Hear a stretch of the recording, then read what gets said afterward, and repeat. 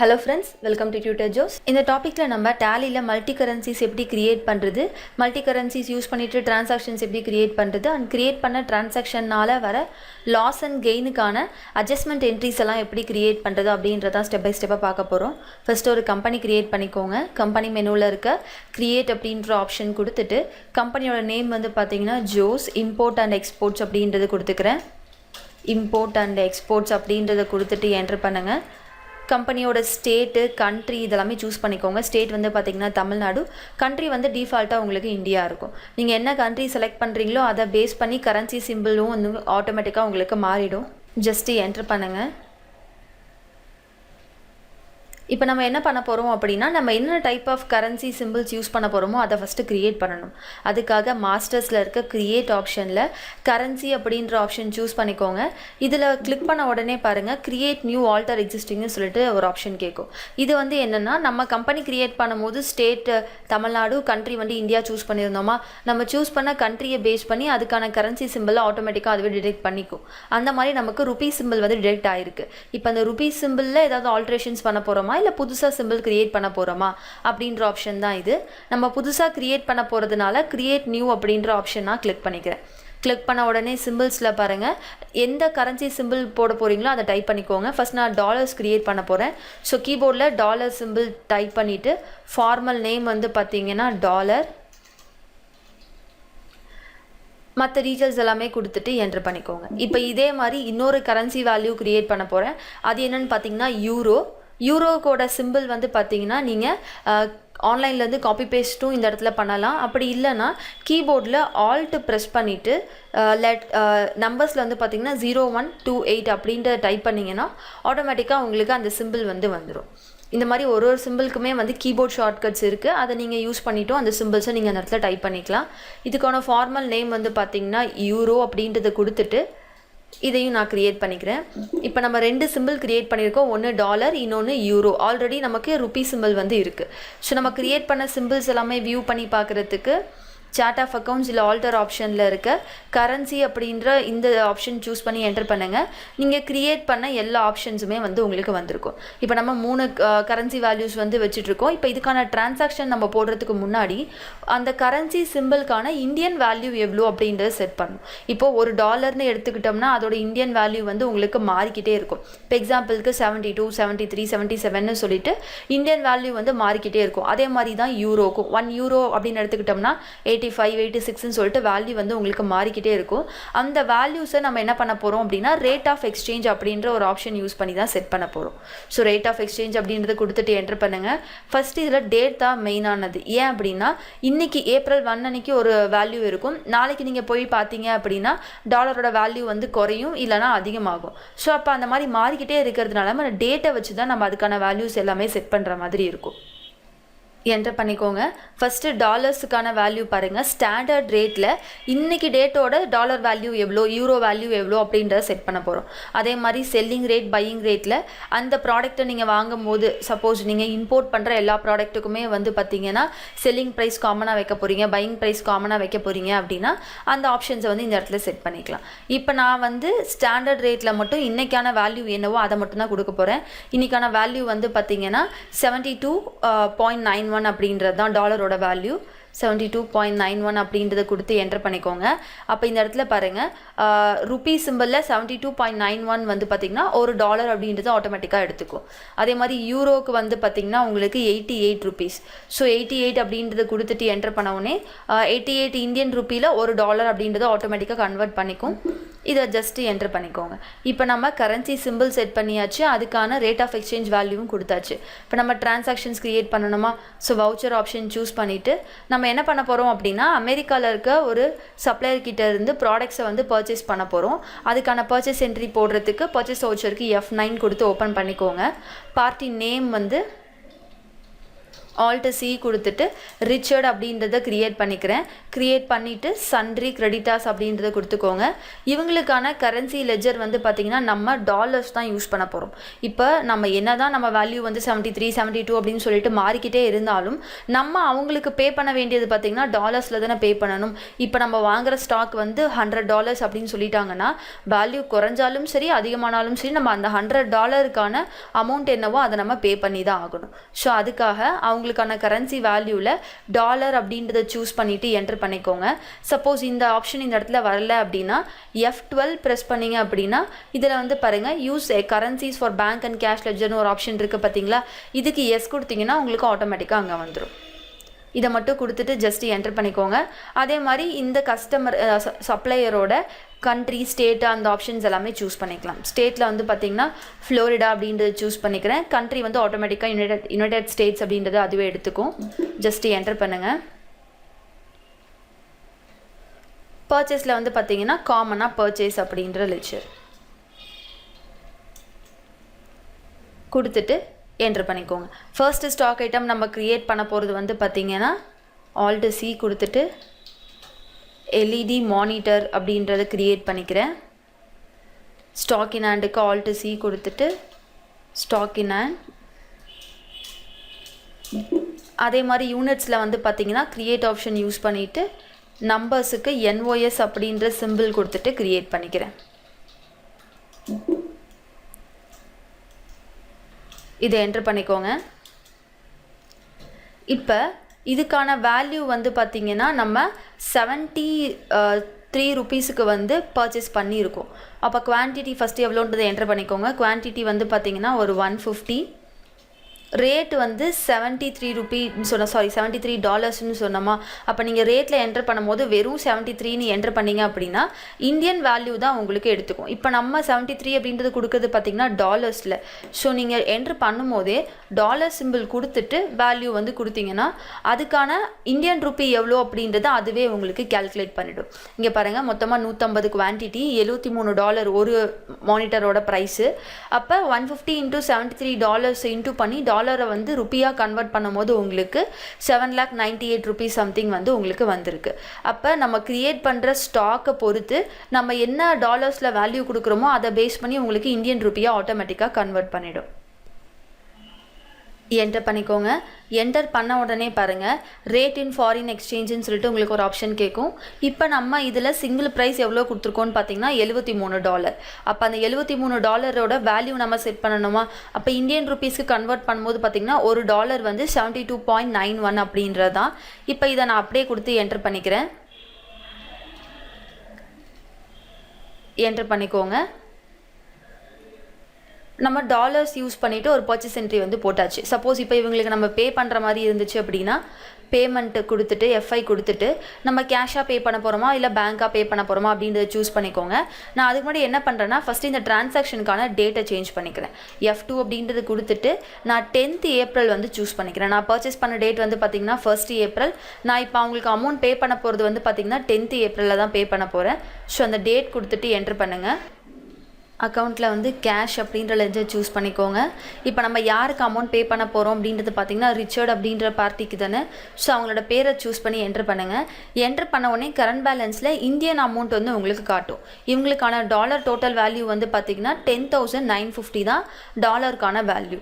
So dollar அப்படின்றத கொடுத்துட்டு 10,950 அப்படின்றத கொடுத்து என்டர் பண்ணுங்கள். அப்போ நம்ம இவங்களுக்கு தர வேண்டிய அமௌண்ட் வந்து பார்த்திங்கன்னா $10,950 அப்படின்றது தான். ஒரு டாலருக்கான வேல்யூ வந்து நம்ம பர்ச்சேஸ் பண்ணும்போது 72.91 இருந்துச்சு. இந்த டேட்டுக்கு அதாவது 10ஆம் தேதியோட டாலர் வேல்யூ வந்து பார்த்திங்கன்னா இப்போ 71 ருபீஸாக வந்து மாறி இருக்கு. ஸோ அதை என்டர் பண்ணிக்கோங்க. 71 அப்படின்றத மாற்றிக்கிறேன். இப்போ மாற்றிட்டு என்டர் பண்ணுங்கள்.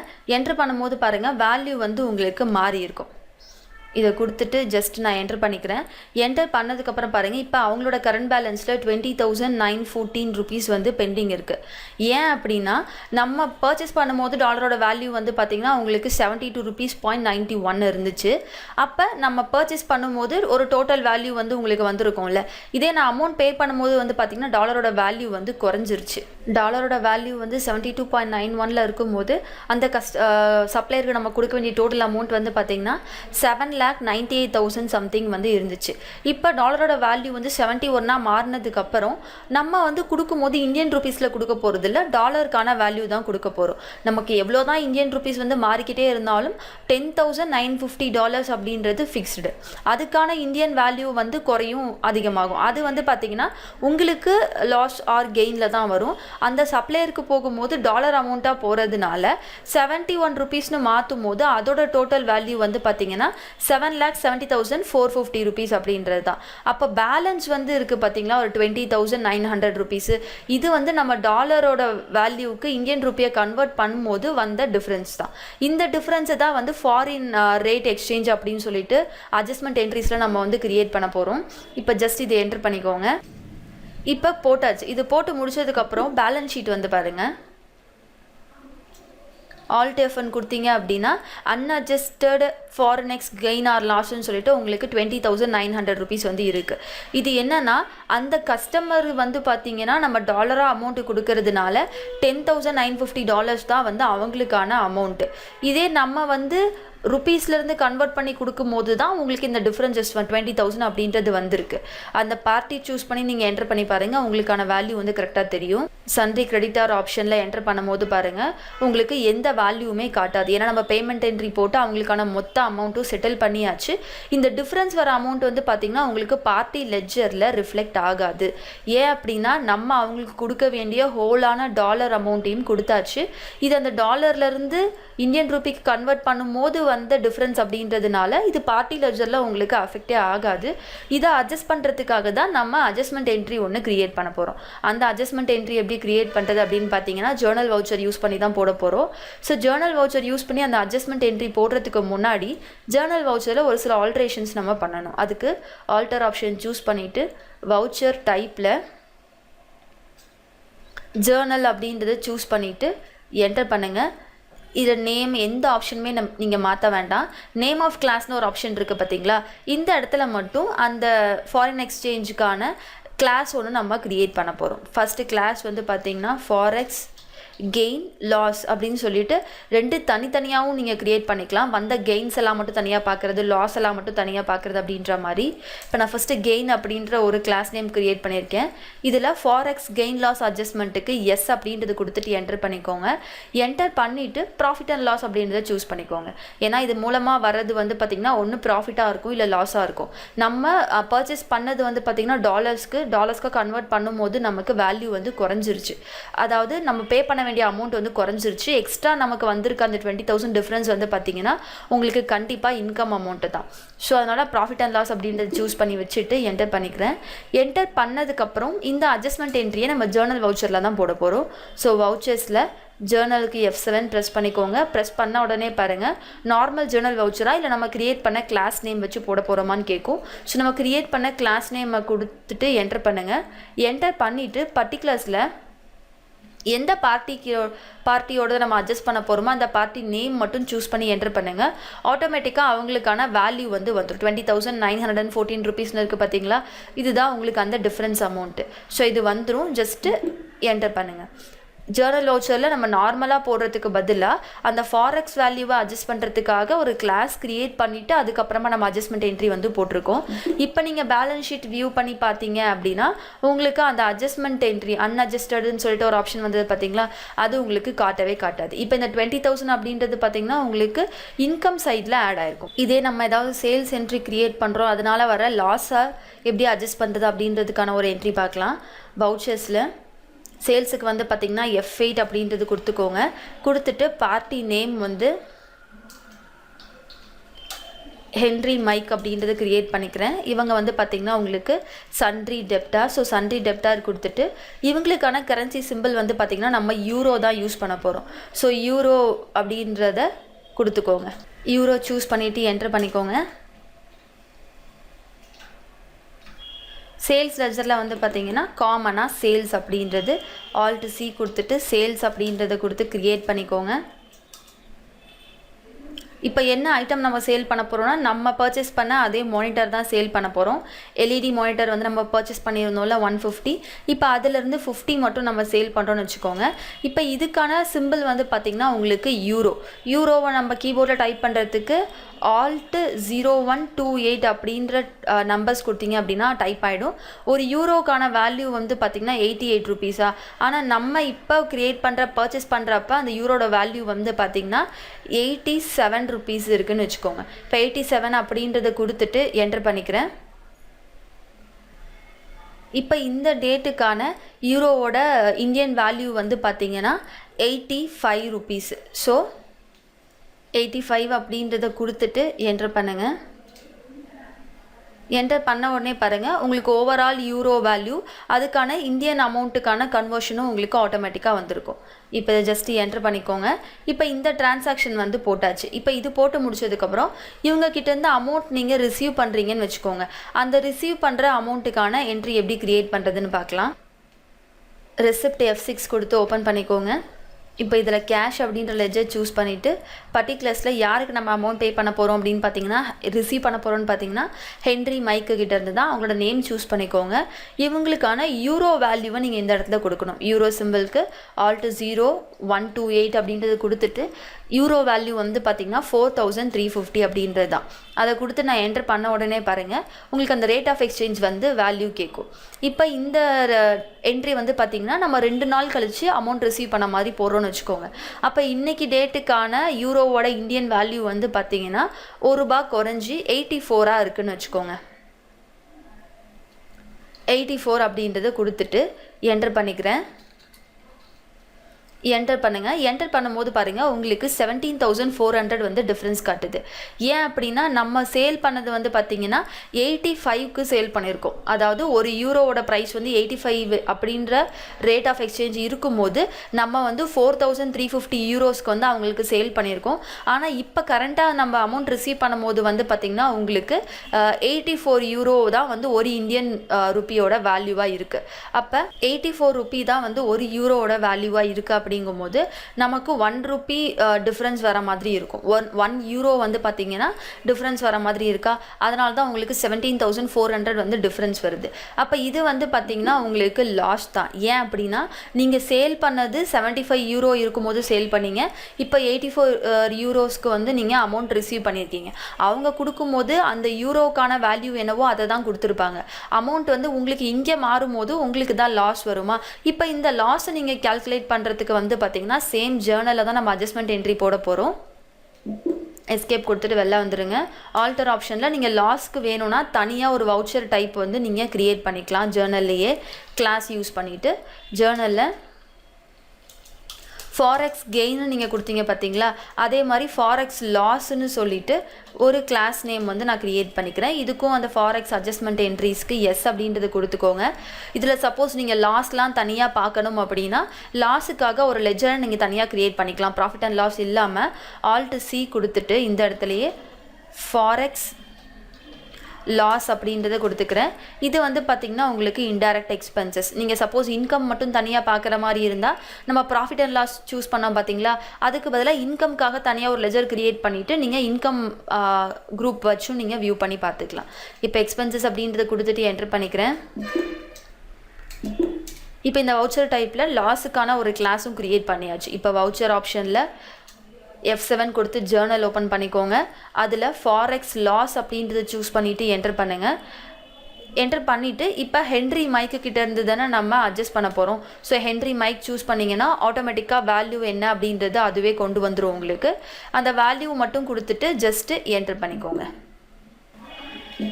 என்டர் பண்ணிக்கோங்க. இப்போ நம்ம அந்த லாஸுக்கான அட்ஜஸ்ட்மெண்ட் என்ட்ரியும் போட்டாச்சு. பேலன்ஸ் ஷீட் வந்து வியூ பண்ணி பார்த்தீங்க அப்படின்னா அன்அட்ஜஸ்ட்மெண்ட் அமௌண்ட் என்ட்ரி ஏதாவது இருந்துச்சு அப்படின்னா உங்களுக்கு காட்டும்.